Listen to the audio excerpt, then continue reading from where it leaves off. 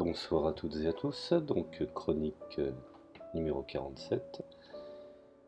Et cette chronique fait suite à une certaine réflexion de l'événement qui s'est passé ces derniers temps, en l'occurrence présence française dans la frappe ponctuelle sur la Syrie, et finalement au fond l'importance, je dirais l'importance de construire un front de libération nationale, car nous en sommes là, malheureusement, car tous les gouvernements successifs n'ont eu de cesse que de s'aligner, voire se coucher sur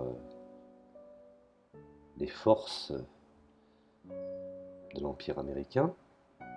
Et aujourd'hui, nous en avons les conséquences terribles, et réelles et sérieuses, et dont la position de la France, qui, jadis, fait une position tout à fait originale, alors je voudrais réintégrer ce qu'on peut comprendre par la notion de nation, de république, de questions sociales et surtout d'indépendance, car c'est de cela aujourd'hui que nous souffrons énormément. Et si sur cet audio je me suis permis de mettre effectivement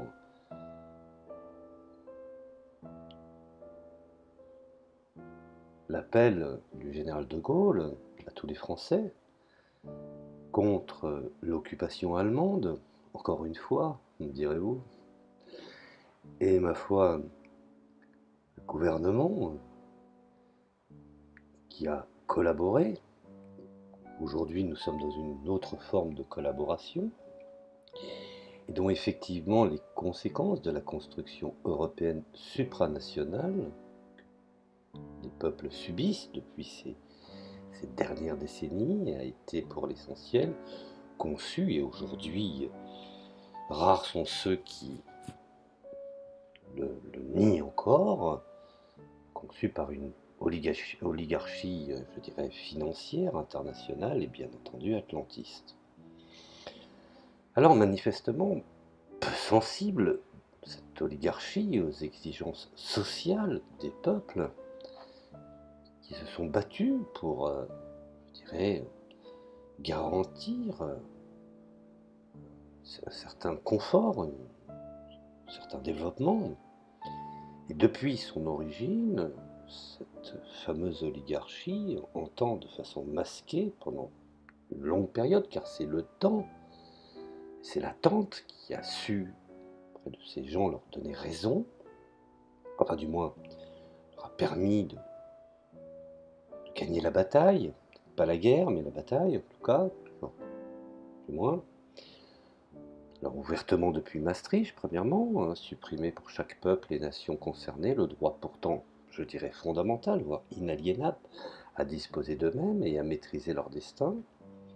Et ce déni de souveraineté ou de la souveraineté populaire et nationale est global, concernant tous les domaines.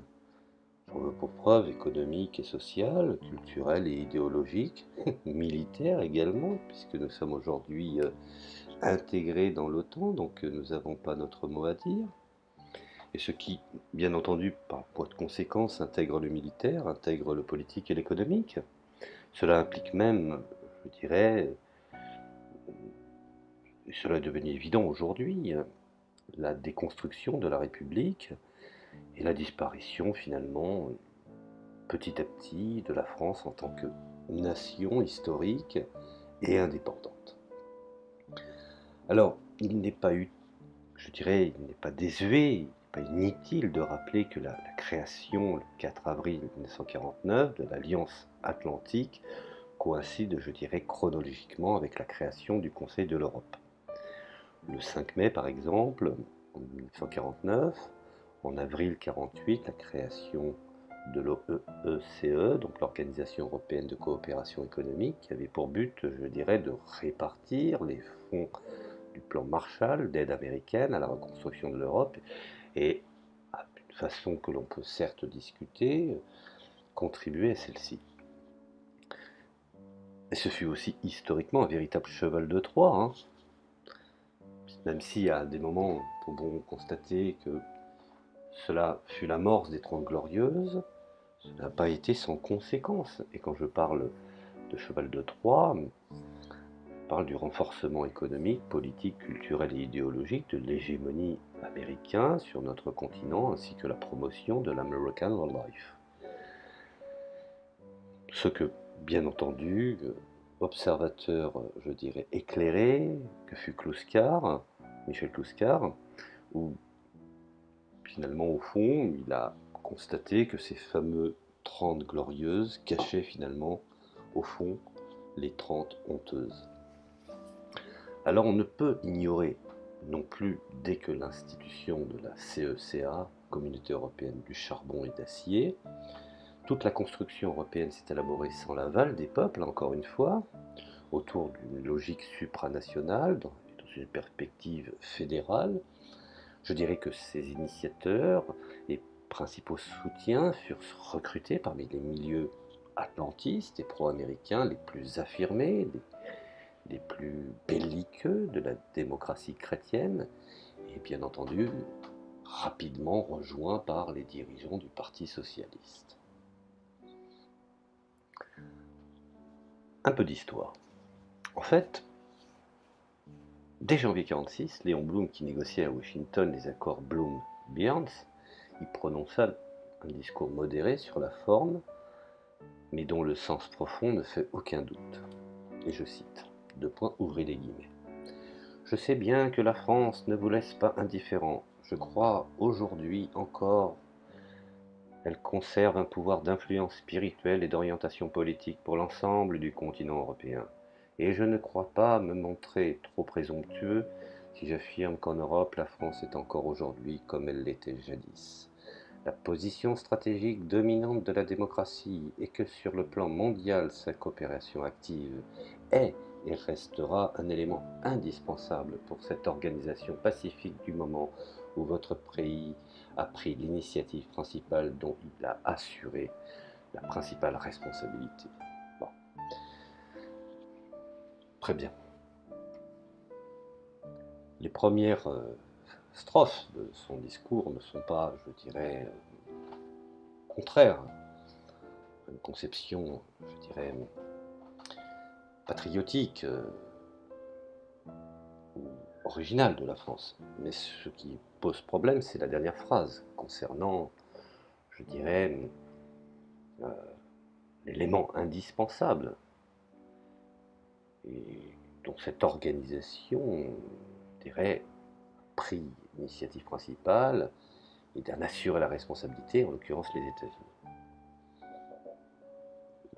Malheureusement, à aucun moment, en dehors, je dirais, de la parenthèse gaulliste, malheureusement, et je le déplore, trop courte, pour les défenseurs de l'indépendance nationale. Alors aujourd'hui, il est bon ton, un peu comme en 68, puisqu'aujourd'hui on va fêter, je dirais, mai 68, nous sommes en 2018, il est bon ton de ressortir les vieux outils libéraux-libertaires, de la combendisation, pour, encore une fois, se moquer de De Gaulle. Alors, ce qui est assez étonnant, c'est que ceux qui, aujourd'hui, se font les chantres du néolibéralisme et du capitalisme à tous azimuts, finalement, au fond, ressortent les vieilles recettes euh, des 68 arts, en se moquant, en essayant finalement, par des sobriquets ridicules, de déboulonner, tout comme Sarkozy a pu le faire, d'une façon réelle et sérieuse,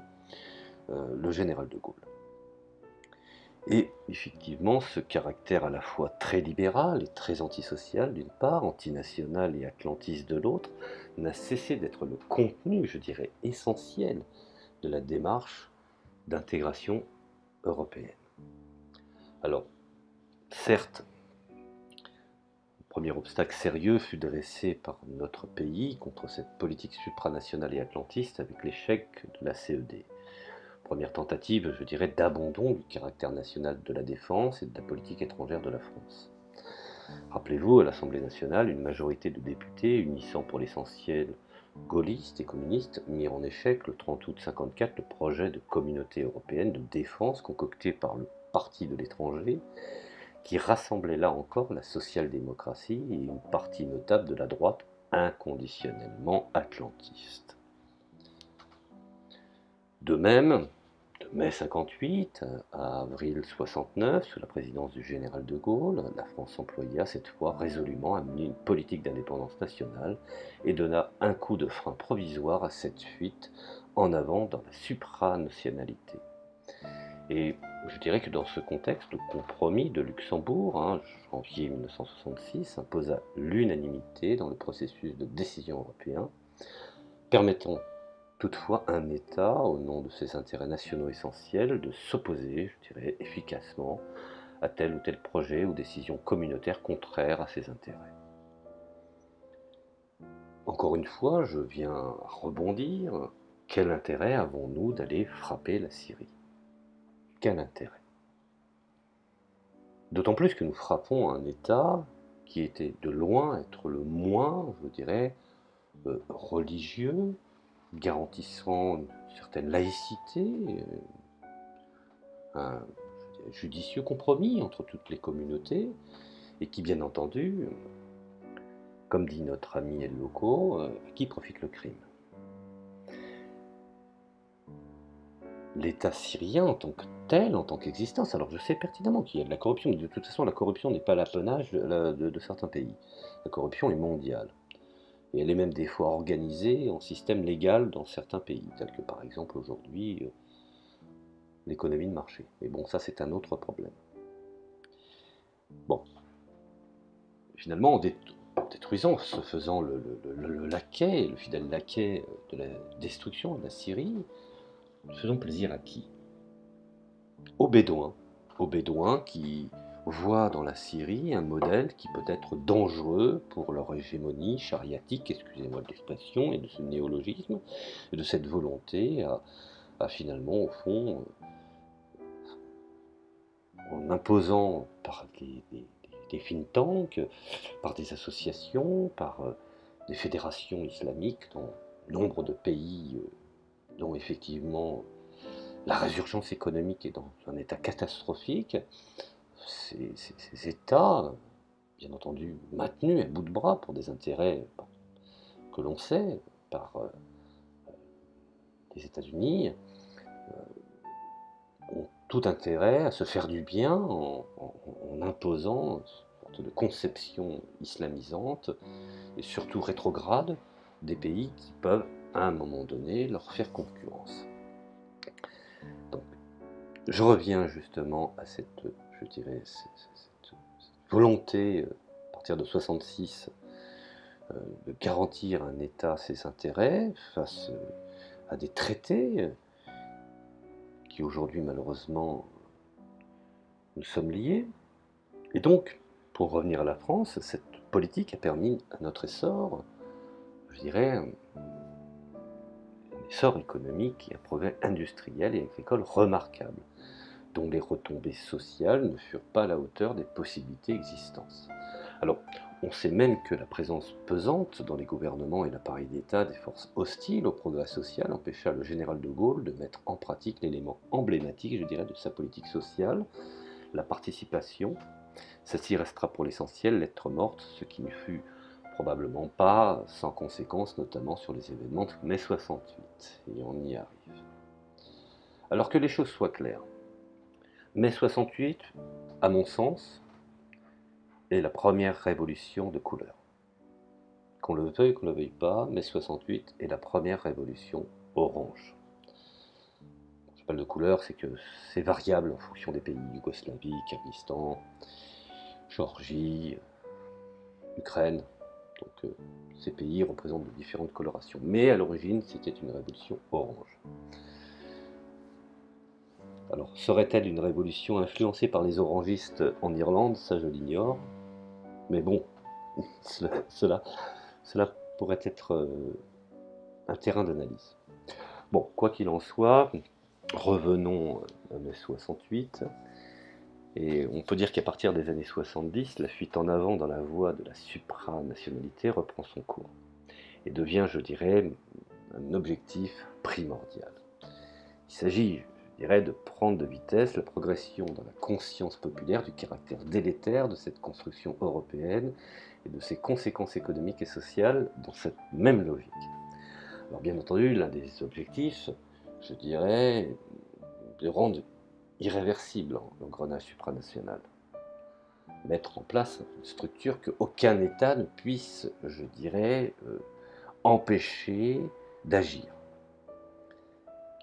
Pourtant, il faut être clair là-dessus, pendant des décennies, les partisans du fédéralisme avanceront masqués, ce qui, à mon sens, est tout à fait logique.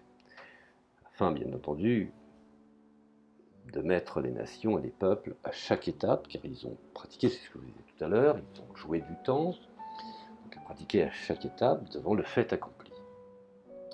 D'autre part, et parallèlement à la préoccupation purement économique aux dépens des problèmes sociaux, devient au cours de cette même période largement dominante. Finalement, elle avait jeté les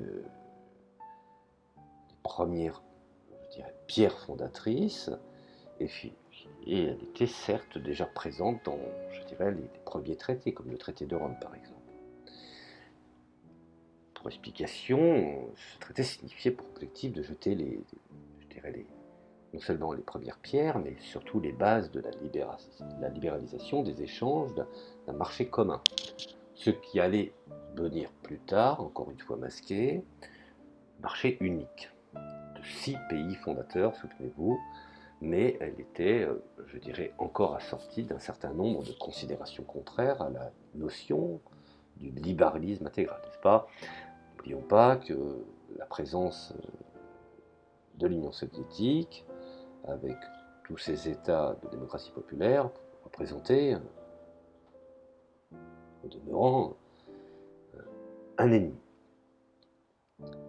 Alors, ensuite, il y avait un autre problème, de ne pas pouvoir mettre intégralement le libéralisme total, avec un des facteurs internes, par exemple, le rapport des forces, je dirais, à l'intérieur de la France, ainsi qu'au niveau international.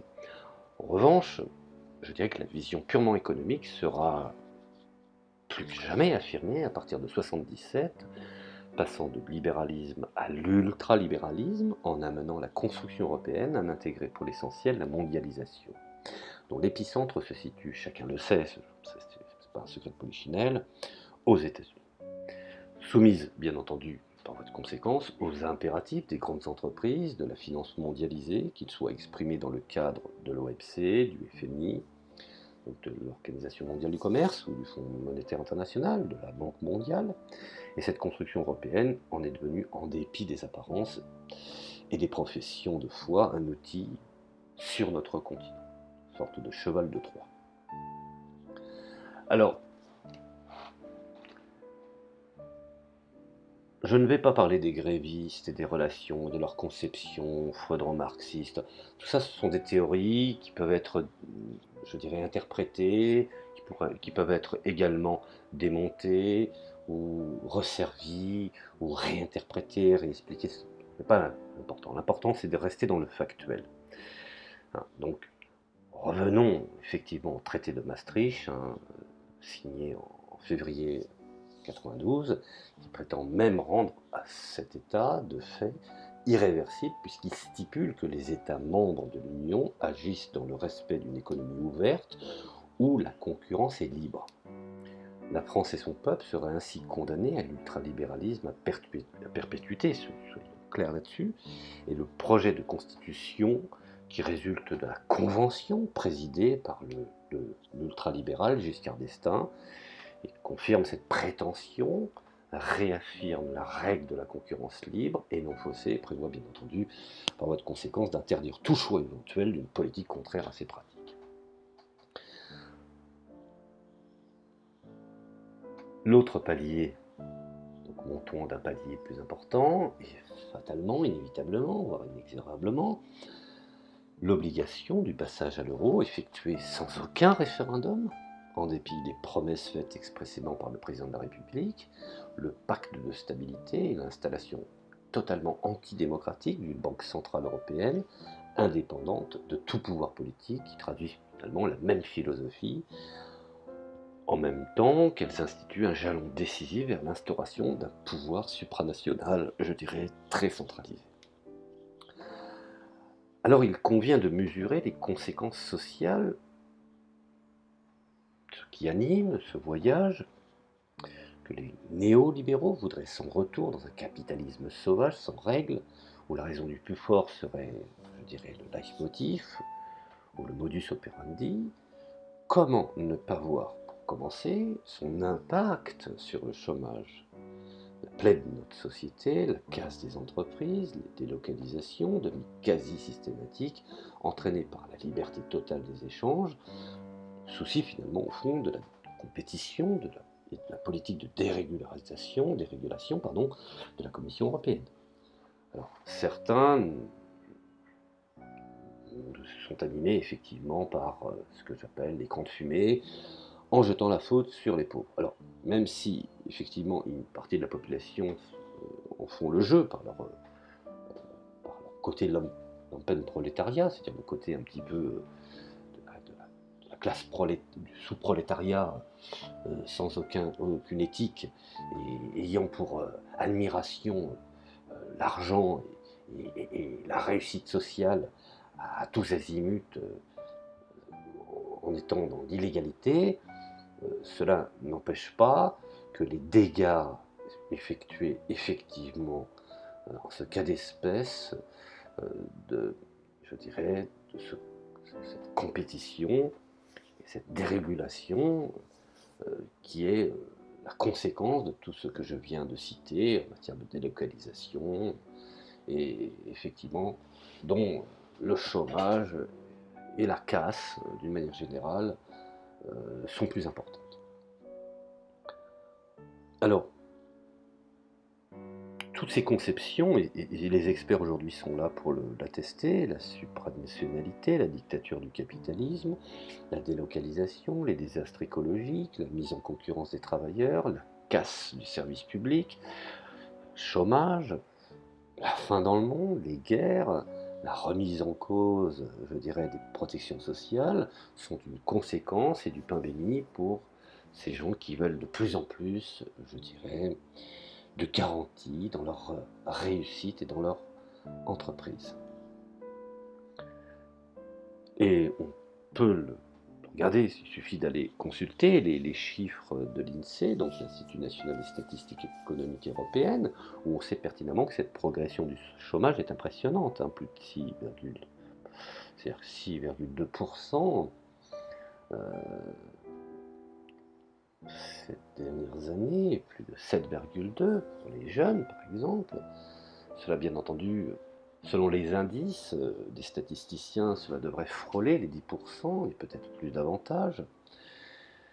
Et même si je sais que les statistiques officielles étant sujettes à caution, tandis que le travail précaire devrait être aussi pris en compte, et puis les radiations dans les pôles emploi, ce qui fut notre temps la NPE, et dont les gens finalement ne sont plus dans un circuit, ils n'appartiennent plus à des statistiques, donc cela effectivement doit être pris en compte. Alors certes, je dirais qu'une telle tragédie pour les victimes de la destruction des tissus sociaux ne peut être mise exclusivement au débit des institutions de Bruxelles, mais celles-ci ne font que renforcer à l'échelle nationale cette conséquence du néolibéralisme mondialisé. Alors, ce qu'il faut savoir, c'est que un des éléments dont on sait aujourd'hui que cette casse est organisée, on connaît un petit peu pas question, je dirais, d'analyser ce qu'on peut appeler la question de l'austérité, hein, du côté du patronat et des actionnaires, de la part, je dirais même, des dividendes reversés aux actionnaires et aux entreprises du CAC 40, représentent aujourd'hui la moitié de leurs bénéfices. Et quant au montant des retraites par rapport à celui du coût de la vie, il recule aussi d'année en année. Alors la durée de cotisation permet le départ à la retraite, mais s'allonge de façon continue. Et ce, en raison des décisions supranationales. Lors par exemple du Conseil européen de Barcelone en 2002, il a été décidé en apparence avec l'accord du président de la République, son Premier ministre socialiste, bravo. Entre autres, mesure antisociale de repousser de 5 ans l'âge à la retraite. Cette décision cyniquement, je dirais, contraire à la souveraineté populaire, ignorait les citoyens à quelques semaines de l'élection présidentielle durant la campagne de cette élection. Encore une fois, le peuple français a été manipulé au nom du débat droite-gauche sur des questions déjà tranchées à Barcelone ou à Bruxelles, et je dirais même qu'il est probable que ce mépris du peuple exprimé par le sommet de Barcelone explique, pour une part, les résultats du 21 avril, je dirais, et c'est une chose qu'on ne peut pas nier. Alors je vois aussi de l'autre côté certains qui vont utiliser ce que j'appelle les réseaux de l'immigration pour noyer une partie du pays afin de pouvoir espérer une réaction nationale et que cela soit un débat et qui finalement un camouflet qui cacherait les tristes réalités des plans sinistres qui ont été établis et dont effectivement certains en feraient les frais. Alors, bien entendu, nous sommes globalement immergés dans une logique néolibérale de la mondialisation, l'édification d'une Europe fédérale, des Länder, référence allemande encore une fois, donc les régions, a dans notre pays un autre ennemi prioritaire, les entreprises nationalisées et tous les services publics. Et son attaque, je dirais, systématique contre le secteur public et la nationalisée, je dirais, français est à la fois antinational et antisocial. Alors, parlons par exemple des privatisations, qui sont en effet d'abord une attaque contre l'une des principales bases économiques de l'indépendance nationale.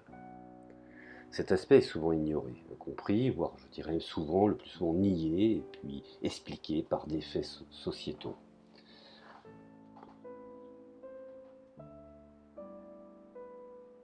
Et malheureusement, même les souverainistes ont tendance à, je dirais, ne pas avancer cette problématique. L'État n'a pas à vendre des voitures, répètent souvent, je dirais, certains, en approuvant la privatisation de Renault, par exemple. Cette question au-delà des réflexes, je dirais, idéologiques, semble pourtant mériter une réflexion urgente.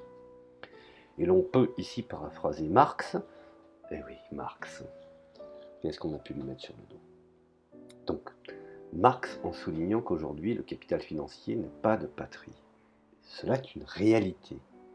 Alors comment pouvons-nous, chez certains, critiquer la position de certains gouvernements, et à juste titre, et en même temps se faire, je dirais, le partisan de l'anti-marxisme, et en ce cas d'espèce, d'être à la fois pour le capital financier, dont effectivement, on le sait, n'a pas de patrie. Comment on peut prétendre à la patrie lorsqu'on est un apatride de la finance? C'est un problème qui aujourd'hui devrait être, je dirais, discuté.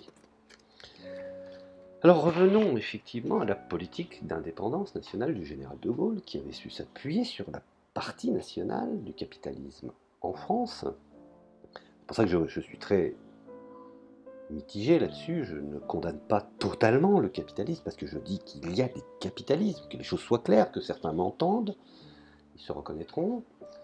Il y a eu un capitalisme d'État, et je pense qu'il n'est pas condamné, il a à réfléchir, à comprendre, et en quoi il a su être positif, hein, et donc ce capitalisme d'État en France, lequel est considérablement affaibli de nos jours, il faut être honnête, et il est hautement souhaitable en conséquence de reconstituer, je dirais, les bases économiques et sociales de l'indépendance de la France. Ça, c'est prioritaire.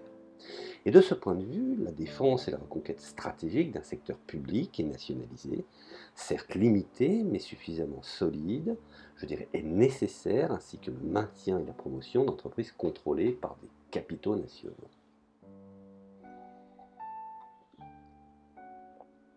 Aujourd'hui, ces mêmes prêts-là essayent de faire payer à Poutine ce que Eltsine leur avait promis. C'est une des raisons pourquoi on qualifiait de Poutine d'une certaine forme de gaullisme russe.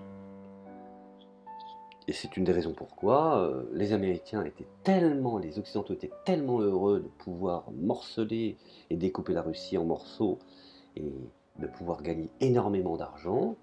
Ils se sont vus foulés dans leur entreprise par l'arrivée, lui aussi, un militaire au gradé, et qui a effectivement déterminé, avec une certaine forme de conseil national de la résistance, avec différentes forces, y compris même les communistes, réintroduire de l'État, réintroduire une conception de patriotisme en Russie.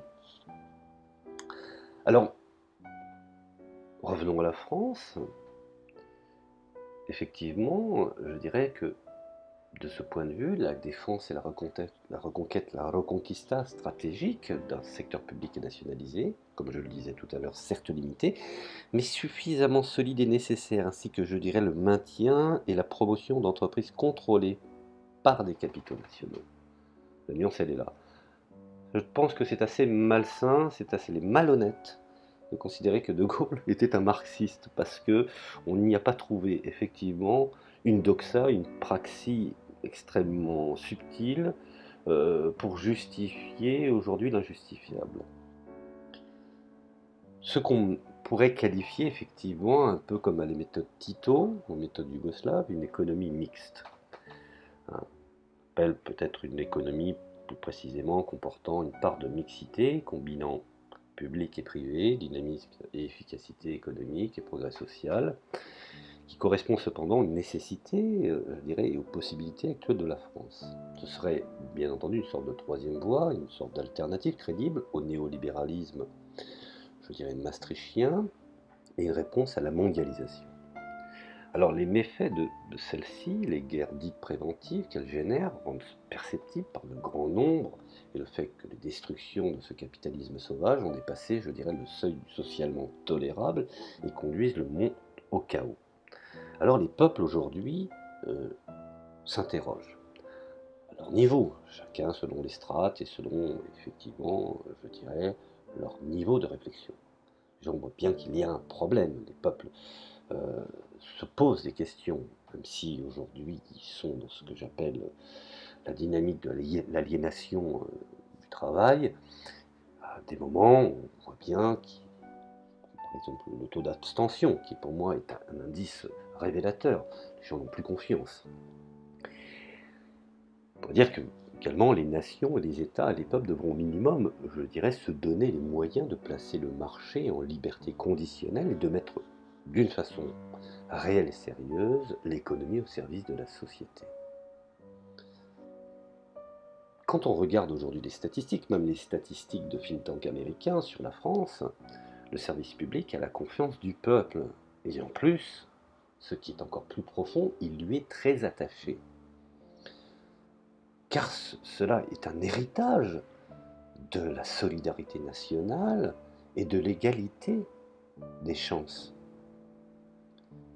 Alors bien entendu, certains aujourd'hui considèrent l'égalité comme l'égalitarisme. Et je les renvoie un petit peu à faire cette nuance entre l'égalité et l'égalitarisme. Oui, effectivement, la devise de la France est une devise noble, liberté, égalité, fraternité. Donc certains voudraient nous vendre une liberté, égalité, supermarché. Alors, efficace même si l'on peut être amélioré, y compris de manière paritaire dans sa gestion. Souvent, il a démontré sa capacité à être des facteurs de progrès social. Nous avons par exemple certaines fédérations des postes et des télécommunications, pour prendre cet échantillon. En France, le service public est lié à l'histoire de la nation. Depuis plusieurs siècles, une volonté politique s'est manifestée pour que l'État soit partie prenante de l'organisation de la réponse aux besoins collectifs, et ce, avant même la Révolution française. Qu'on songe à Colbert, par exemple. Le contenu le plus fort du service public a été promu lorsque c'est le peuple qui est intervenu. L'exemple plus marquant, c'est la période de la Libération. Alors, c'est aussi cela qui a fait de la grandeur de la France, et qui a fait que des peuples avaient un profond respect et admiration, ce qui est mon cas, à l'égard de ce pays, de vouloir en faire partie. Soyons clairs, quand on écoute certains, il n'y a pas d'argumentation sérieuse.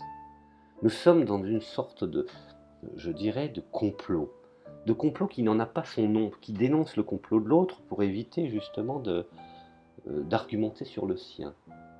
Mais, comme je le disais, il n'y a pas d'argumentation sérieuse, même économique, en faveur du démantèlement, je dirais, du secteur nationalisé du service public. Son origine est essentiellement, et je le dirai encore une fois, je le répète et je le martèle, il est essentiellement idéologique. C'est la sacralisation dogmatique, au nom d'intérêts de classe de la propriété privée. Les exemples, je dirais, foisonnent, qui démontrent qu'en termes, je dirais, de sécurité ou même d'efficacité, le dogme de la privatisation n'est en rien une panacée ni une garantie d'efficacité. Je donne un exemple simple. Dernièrement, nous avons vu les grèves des cheminots. Alors, beaucoup de gens, effectivement, ça a alimenté le débat, mais moi je prends des faits factuels. Les chemins de fer britanniques ou encore le secteur de l'électricité aux États-Unis sont des cas d'école à mon sens. En Belgique, l'explosion catastrophique d'AT, un ATH, juillet 2004, due à une fuite de gaz et qui a fait 140 victimes, dont au moins 18 morts. Cela devrait nous interpeller, nous rappeler que dans ce pays, la gestion du réseau du gaz est réalisée par une société privée. La société Fluxys du groupe Suez, en France, la privatisation de GDF, qui est à l'ordre du jour, apparaît plus que jamais inopportune. Souvenez-vous aussi des Allemands qui s'interrogeaient sur la privatisation du rail et dont les conséquences étaient des collisions, des déraillements, et pensaient à réintroduire du service public. Je trouve que, rappelez-vous également l'affaire de Saclay, concernant le fait d'utiliser de la sous-traitance en matière de sécurité, et dont effectivement la société Securitas avait envoyé des agents non formés pour des causes d'absence, et dont ces individus étaient venus surveiller, je dirais, l'énergie atomique, et dont certains étaient des gardiens de musées, et dont effectivement la problématique du sous-effectif avait fait que la société sous-traitante avait ramené des gens qui n'étaient pas formés et qui n'avaient pas, je dirais, les premiers éléments des réflexes. Et donc, rappelez-vous, France 2 était rentré sans aucun problème, la moitié de ceux qui avaient la responsabilité de surveiller le site étaient dans les bras de Morphée. Alors, je m'interroge sur certaines privatisations. Est-ce que cela ne peut pas être les conséquences de dégâts qui seraient comme un petit peu ce qui s'est passé en Belgique concernant les 140 victimes de cette, je dirais, ces sociétés privées ayant la gestion du gaz. Alors, je dirais que même pour ces mêmes raisons, l'ensemble des républicains et des défenseurs de la souveraineté nationale et populaire ne peut accepter la mise en place de ces soi-disant services d'intérêt collectif, parce que c'est comme ça qu'il faut les appeler. Et cela, bien entendu, est voulu par Bruxelles, et qui conduit inévitablement à la destruction des secteurs et des services publics. Et puis, le fait d'avoir fait pénétrer dans l'espace européen des pays dont nous avons, rappelez-vous, le Goldman Sachs qui a truqué les chiffres de la Grèce, Chirac s'était opposé à l'entrée de l'Espagne. Donc, nous avons la volonté d'intégrer des pays qui ne sont pas capables, et dont effectivement, on se pose la question, je dis on se pose la question, quelle est leur utilité? Puisque finalement, au fond, on n'essaye pas de les hisser aux nations les plus évoluées, mais se servant finalement de leur niveau de vie comme étant leur référent, la référence, afin d'abaisser, je dirais, les avancées des pays les plus évolués. Une sorte de guerre des pauvres, en fait. Alors, je voudrais préciser qu'un des autres objectifs majeurs des dirigeants européistes, néolibéraux de droite comme de gauche, c'est bien justement, c'est pour ça que certains qui essayent de qualifier le gauchisme ou le gauchiasme ou je ne sais pas quel néologisme, aujourd'hui il n'y a pas de concept. Il y a des gens de gauche et il y a des gens de droite qui sont d'accord avec ce qu'on appelle la doxa du politiquement correct et de la politique du MEDEF, confondu, je dirais. Finalement, au fond, aujourd'hui, ils ne se cachent plus. Ils disent qu'il faut mettre le feu au code du travail, sous prétexte de permettre l'émergence d'un droit de travail plus efficace. Vous savez, un petit peu, c'est quand on prend l'exemple dans une entreprise où quand le patron veut se débarrasser d'un individu qui a des compétences et des principes, on lui dit bon, il est psychorigide. Et quand un individu est lâche, on va lui dire il est flexible, il s'adapte, il est adaptateur. Et après, je vous dis, on est dans l'idéologie, on est dans la sémantique. Ça n'a rien de réaliste. Alors, bien entendu, si, je dirais, prépare-t-il un retour à des conditions de travail dignes du 19e siècle. Aujourd'hui, nous avons des maîtres de conférences, des professeurs émérites qui considèrent que nous sommes en train de revenir aux conditions du 19e siècle. Ce qui nous manque finalement, c'est de faire travailler les enfants. Alors on y peut peut-être y arriver avec l'accord des parents.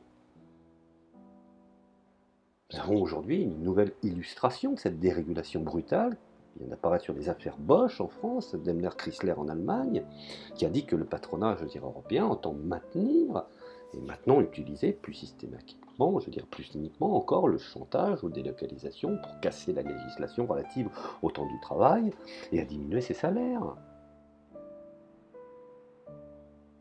Alors bien entendu, je ne suis pas en ce cas d'espèce, car cet audio, je ne veux pas qu'elle dure des heures, mais il ne peut pas être question, je dirais, dans les médias, d'établir un catalogue sur la régression sociale qu'apporte la nature ultralibérale et non contestable, je dirais, de cette Europe, qui finalement, au fond, si on doit faire une Europe, acceptons cette Europe, mais au nom de la misère de tous, n'est pas finalement au fond réformable, hein, dont les fondations mêmes devront être éliminées. De nombreux autres exemples pourraient, je dirais, être abordés, hein.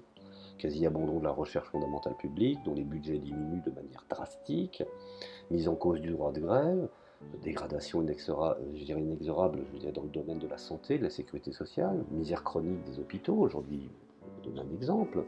J'ai beaucoup d'amis qui sont médecins et qui travaillent dans les services je dirais, publics et qui reconnaissent que les gens vont plus facilement aux urgences aujourd'hui parce qu'ils n'ont plus les moyens de payer les honoraires d'un médecin. Et pour certains médecins, il y a également une pénurie et dont les carnets de rendez-vous peuvent s'échelonner ou s'établir sur 6 mois.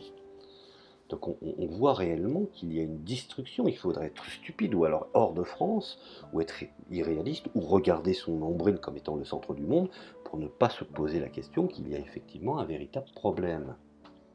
Et dont les conséquences de cette véritable situation d'insécurité sociale, le mécontentement, je dirais, s'approfondit dans la nation. La classe ouvrière, le peuple font de plus en plus, je dirais, la liaison de cause à effet entre cette Europe et la généralisation des difficultés du plan économique et social. Et finalement, au fond, nous voyons bien que les perspectives stratégiques sont totalement illusoires, dans une certaine quête incantatoire d'une Europe sociale, mystifiée, dans l'irréalisme ou dans l'irrationnel, et qui finalement, au fond, constitue l'objectif démagogique et de façade de la social-démocratie fédéraliste de ses satellites. Rappelez-vous ce que disait Günter Graff, la social-démocratie de marché n'a pas fonctionné. Elle a fonctionné un temps en Allemagne, mais elle n'a pas fonctionné. Alors, je sais que certains vont m'attaquer sur ce que je vais dire, mais c'est ce que je pense réellement. Une nation, c'est un peuple, même s'il est abruti, même s'il est écrasé. Mais nous devons faire confiance au peuple et en particulièrement au peuple laborieux. Car c'est bien le peuple de France, c'est lui seul qui a la capacité, je dirais, de rétablir sa souveraineté et de réaffirmer la République est une et indivisible. L'indépendance de notre pays est de reprendre en main la définition d'une politique économique et sociale conforme aux intérêts de la nation. Cette politique doit être décidée à Paris et non pas à Washington, ni à Berlin, ni à Bruxelles, ni ailleurs.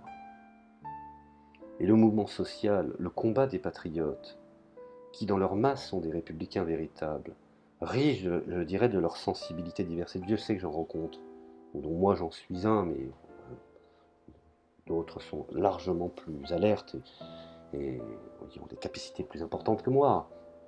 Celui de tous les citoyens, je dirais, attachés à l'indépendance, sont convergents, je dirais, sur l'essentiel, dans la limite évidente de leurs acteurs qui sont des alliés objectifs, même si la conscience de cette réalité concrète est bien loin d'être générale chez tout à chacun. Alors, il faut, je dirais, redéfinir un petit peu cette conception et cette défense de la patrie qui est en danger face à la perspective d'Europe fédérale des Länder. Et aujourd'hui, on le voit même en agitant le chiffon de provincialité comme étant des éléments de nouvelle conception nationale.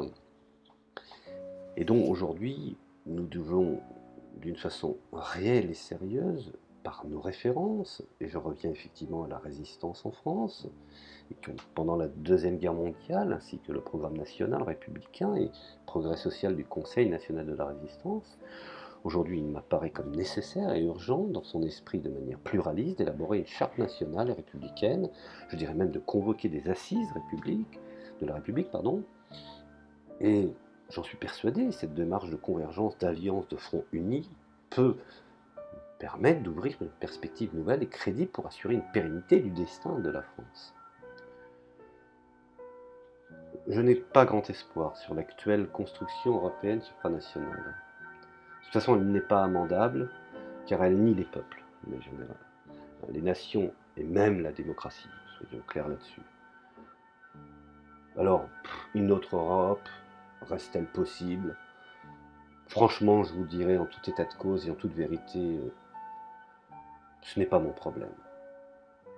Et même si elle devait être existentielle, comme voudraient les ingénieurs de la CGT, ou certains groupes, je dirais, d'extrême gauche, elle n'est pas réaliste. Parce qu'elle ne déboucherait, je dirais, inéluctablement sur ce que j'appelle la supranationalité et le fédéralisme. Alors, la question reste ouverte, bien sûr. On ne peut pas prévoir l'avenir, et ce serait malhonnête de ma part.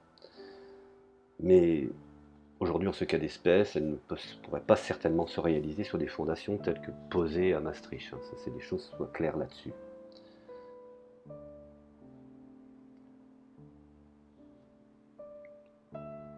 Alors voilà, je voulais un petit peu vous faire part de ma conception, de ce que je peux apporter dans cette perspective du patriotisme économique et du patriotisme en France, social bien entendu. Alors je vous remercie de m'avoir écouté. Je pense que plus que jamais, il demeure important de se réapproprier l'avenir de notre pays. Je vous dis, écoutez, vive la France, vive la République, comme disait le général de Gaulle. Je vous dis à plus tard. Merci. Merci de votre écoute.